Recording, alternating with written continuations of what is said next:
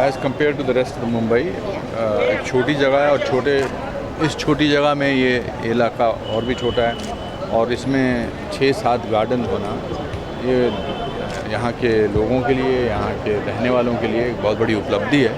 और उसके पीछे जो दास साहब हैं, जो आर्किटेक्ट हैं, उनका, अशोक पंडित जी का, यहाँ के जो विधायक हैं उनका योगदान बहुत स्मरणीय है। ये तीसरा ऐसा है जिसका चीफ गेस्ट मैं रहा हूँ, क्योंकि मुझे लगता है कि ओपन स्पेसेस, ग्रीन स्पेसेस इस तरह के शहर में जो कि एक कॉन्क्रीट जंगल है उसका होना बहुत ज़रूरी है।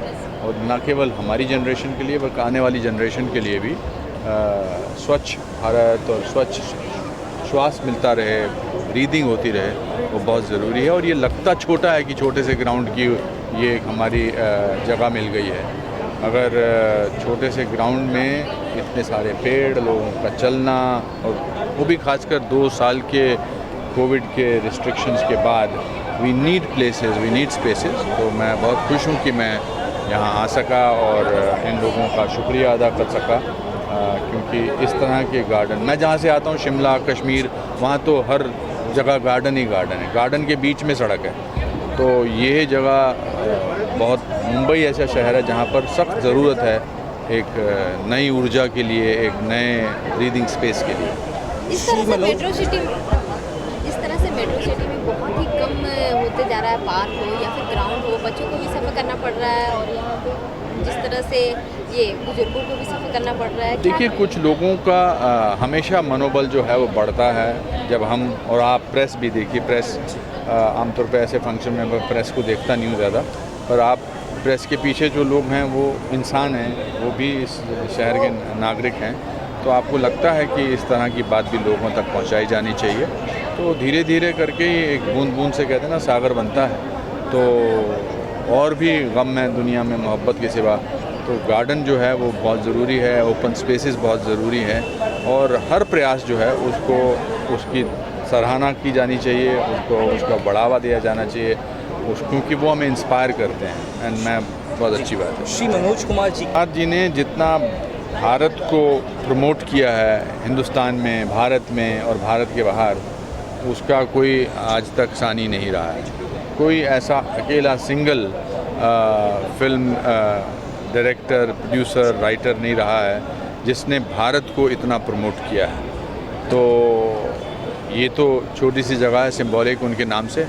बहुत सारे गार्डन, बहुत सारे शहर, बहुत सारी सड़कें मनोज जी के नाम से होनी चाहिए, क्योंकि देशभक्ति की फिल्में जो अब बनती हैं वो अलग किस्म की बनती हैं, जो बननी भी चाहिए। लेकिन मेरा तारुफ भारत से और भारत की उपलब्धियों से मनोज कुमार जी ने करवाया है, चाहे वो पूरब पश्चिम हो, चाहे वो शहीद हो, चाहे वो उपकार हो, चाहे वो शोर हो। शोर देखिए, उनकी जो फिल्म थी वो कह ले कितनी पहले आई थी नॉइज़ पोल्यूशन के बारे में। So I am very happy that I missed him, कि वो खुद भी आते तो अच्छा लगता, मगर वो आए, वो नहीं आए, उनका परिवार आया। और हम उनके शुक्रगुजार हैं एक नागरिक होने के नाते, एक सिनेमा प्रेमी होने के नाते, कि उन्होंने फिल्मों के ज़रिए, एक एंटरटेनमेंट के ज़रिए भारत की उपलब्धियां दुनिया तक पहुंचाई। सर, आप एक ज़माना हुआ करता था कि आपके समय में बहुत ओपन स्पेसेस होते थे, आपको थोड़ा टहलने भी मिलता था। आज वो समय है, आप कैसे देखते हो आप इस समय? मेरा ज़माना तो आज भी है और मेरा ज़माना तो अगले 40-50 साल तक रहने वाला है। एक सवाल सर, आप इतने कई सालों से समाज के लिए कुछ ना कुछ विषय उठाते रहते हैं। सर, आप जैसे व्यक्ति दिल्ली में कहीं ना कहीं जानी चाहिए। मेरी इंडिविजुअल जो आवाज़ है, जो किसी के साथ जुड़ी ना हो पॉलिटिकली, तो शायद ज़्यादा बुलंद होती है, पर आगे का किसी ने कुछ कहा नहीं। बट फिलहाल तो मैं खुश हूँ एज एन इंडिविजुअल यहाँ आके और आप लोगों के साथ बात करके। सर, द कश्मीर फाइल्स का जम्मू में बहुत अच्छा प्रीमियर किया गया, बहुत लोगों ने मुझे बहुत खुशी हुई। मेरे बहुत सारे रिश्तेदार, मेरे कज़न ब्रदर, मेरे जान पहचान के लोग, मेरे दोस्त, कल कश्मीर फाइल्स का जो स्पेशल स्क्रीनिंग जम्मू में, जम्मू में जो जगती कैंप्स में जो रह रहे हैं कश्मीरी पंडित हैं, उनके लिए हुआ। और उनका रिस्पांस नहीं कहा जा सकता, उनको अपनी सच्चाई देखकर बहुत सारे लोग बिलक बिलक के रो रहे थे। और इसका मतलब फिल्म मेकर विवेक अग्निहोत्री और निर्माता पल्लवी जोशी ने उस कहानी को ठीक तरीके से पर्दे पर लाया है। और भगवान करे कि ये पूरे देश में और पूरे विदेश में भी इसका ऐसा ही रिस्पांस मिले। कश्मीर फाइल्स को 11 तारीख को ये फ़िल्म रिलीज़ हो रही है और मेरा आपके ज़रिए मैं पूरे देश से बाकी लोगों से प्रार्थना करता हूँ और गुजारिश करता हूँ कि ऐसी फ़िल्म देखना बहुत ज़रूरी है, क्योंकि जो जेनोसाइड कश्मीरी पंडितों के साथ हुआ उनको हम और तो कुछ नहीं दे सकते, उनके ज़ख्मों को भर सकते हैं उनकी कहानी सुनकर, उनकी कहानी सुनकर, उनसे सहानुभूति करके। सर एक आखिरी सवाल, एक विषय ऐसा था कि एक ज़माना हो फिल्मों का, आज वो दिन नहीं रहे सर, क्या कहें? आए है, दोबारा आएगा। 2 साल हमने जो लॉकडाउन में गुजारे हैं अभी आए हैं। अभी देखिए ये जो फिल्में रिलीज़ हुई हैं वो अच्छा उसका रिस्पांस है। ये ज़माना रोज़ ही होता है, हम तो आज में जीना चाहिए, उस ज़माने में नहीं जीना चाहिए श्रीमान जी। Thank you sir. ये ज़माना इम्पॉर्टेंट है। फायदा नहीं है, मुझे लगता है कि कश्मीर फाइल्स के लिए बहुत अच्छी बात होगी कि 11 मार्च से जब ये 100% ऑक्यूपेंसी शुरू हुई है और प्लीज़ देखने जाइए ये फ़िल्म। ये ऐसी फ़िल्म है जो इतिहास, भारतीय स्वतंत्रता के बाद जो भारत का इतिहास है उसके लिए बहुत ही इम्पॉर्टेंट है।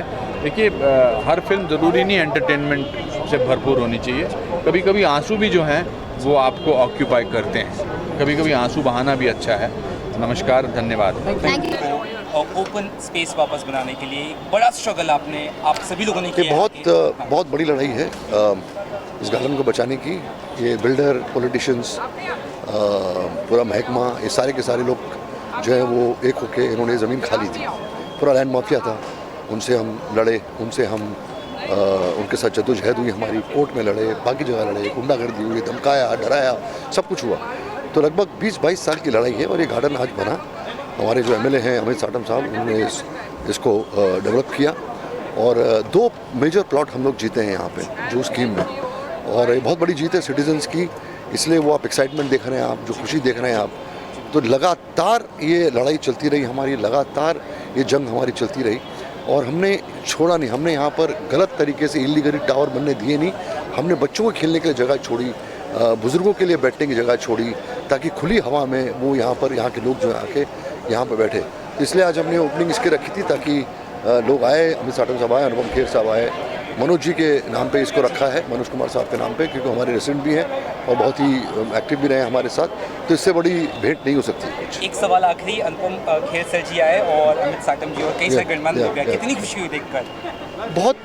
बहुत ही इम्पोर्टेंट खुशी है। बहुत अच्छा लगा हम लोगों को कि हमारे इलाके के लोग जितने भी सेलिब्रिटीज़ हैं वो सब हमारे साथ हैं और कंधे से कंधे मिलाकर हम लोग सब जो है साथ में ये जलसा मना रहे हैं, ये खुशियाँ मना रहे हैं। जी, थैंक यू। जो ओपन स्पेस जो खुला 25 साल की लड़ाई के बाद आपने बहुत अच्छी भव्य स्पीच भी दी, लोगों को पसंद आया, कितने खुश है कि आज ये ओपन ग्राउंड खुला पब्लिक के लिए? यहाँ के जो नागरिक है, सही मायने में ये पूरा श्रेय यहाँ के नागरिकों का है कि उन्होंने इतनी बड़ी लड़ाई लड़ने के बाद में ये यहाँ के 2 ओपन स्पेसेस यहाँ की जनता को मिले हैं और मैं मानता हूँ कि ये श्रेय यहाँ की जनता का है और इसमें एक थोड़ा सा कंट्रीब्यूशन करने का उन्होंने मुझे भी मौका दिया। मेरे MLA फंड्स में से इसका डेवलपमेंट हो रहा है और आज ये मेरे MLA फंड से डेवलप होने वाला 35वां ओपन स्पेस है।